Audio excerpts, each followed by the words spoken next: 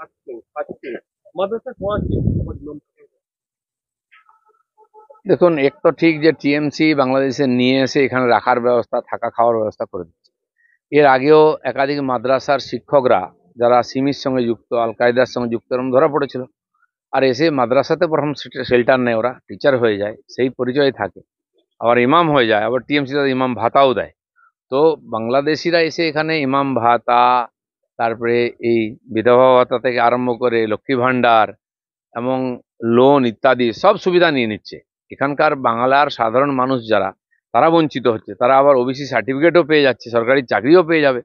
তো টিএমসি বাংলাদেশিদের নিয়ে এসে কি বোঝাতে চাইছে আজকে? তাই বাংলাদেশের বিরোধিতা করতে পারছে না ওরা। যা ঘটনা হয়েছে হিন্দুদের অত্যাচারে তারা চুপ ছিল, কারণ ওখান থেকে ভোটার আসছে, ওখান থেকে নেতা আসছে। ঠিক যেমন কমিউনিস্টরা আজকে পাকিস্তানের পক্ষে কথা বলছে, যখন যুদ্ধ হচ্ছে, আমাদের ক্ষতি করছে, তার পক্ষে স্লোগান দিচ্ছে। এরা চিরদিনই দেশ বিরোধী, সময় সময় প্রকাশ পায়। এর পিছনে অভ্যন্তরীণ রাজনীতি কি দায়ী, কি বলবেন?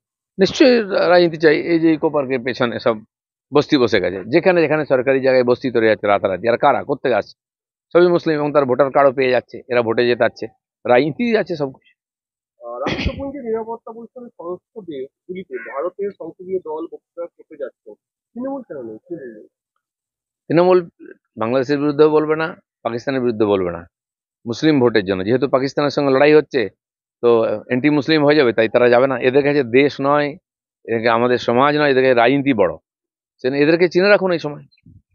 সর্বদল প্রতিনিধি দল নিয়ে কংগ্রেসের বক্তব্য শশী থারুরের নাম লিখতে ছিল না, তারপরেও দেখা যাচ্ছে থারুর নেতৃত্ব। দেখুন, শশী থারুর একটা ইন্টারন্যাশনাল ফিগার, সে কংগ্রেস করুক অন্য পার্টি করুক, তার একটা আলাদা গুরুত্ব আছে। তো আমাদের এখানে বিকাশ ভট্টাচার্য একদম লয়ার, সে যে পার্টি করুন তার একটা নাম আছে, কেউ অস্বীকার করতে পারবে না।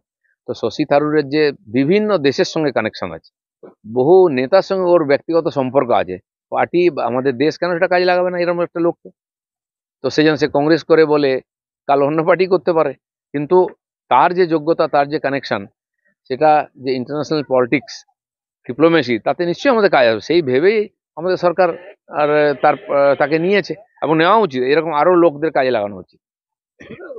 কাজীহারা শিক্ষকদের আন্দোলন থেকে বিকাশ ভবনে ফিরাদ হাকিম বলছেন, বিকাশ ভবনের সামনে নাটক হচ্ছে, আইন শৃঙ্খলা রক্ষা করতে নাকি সব্যসাচী দপ্তর গিয়েছিলেন।